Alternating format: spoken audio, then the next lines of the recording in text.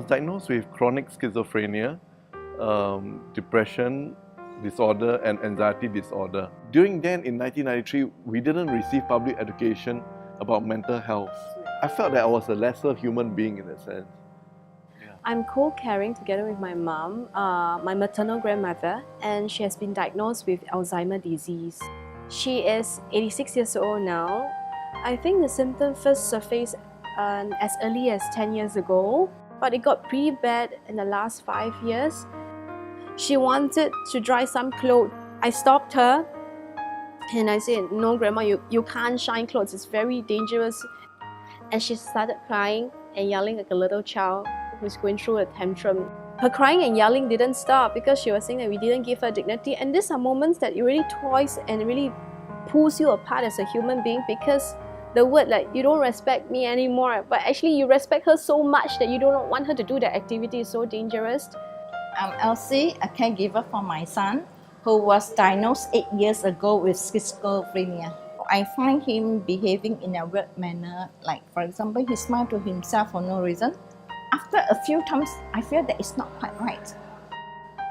The hospital told me that they suspect my son has this schizophrenia. I just couldn't accept it enough. I said, God is very unfair. Because God has given me polio, then why has He given me a son with schizophrenia again? So at that stage, I was very devastated. We dare not to tell people. We don't let the neighbor know. We don't let my family people know. We are afraid that they will look at us with colored eyes. I'm suffering from obsessive compulsive disorder, OCD in short, for already 20 over years. My first symptoms started when I was working in a hospital lab. I was handling urine samples, and during the first few days when I started working there, I feel uneasy handling the urine sample, and I start washing my hands. Initially, it was just a few seconds, then a few minutes, and then it became a ritual pattern. For me, initially, the shame was like, shame what if I couldn't function as a normal person at work. Shame if I cannot study like a normal person in the university. I think to me that was my major concern. I had transient thoughts of ending my life because I feel that I cannot bear with the OCD thing anymore. I think things are changing now. People are more open to accepting people with mental illness. That it's better to reach out to employers is to tell them that I have got mental illness.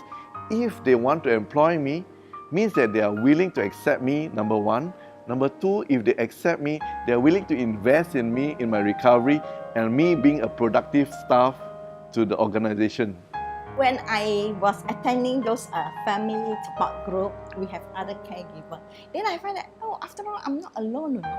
There are still so many people who are suffering only in silence because they dare not to break out their worries. Then after that, when I come to accept my son got this mental illness, the most important thing for me is to pull him, to guide him, to show him empathy that he can recover from the illness. Actually, the first emotion we had was regret.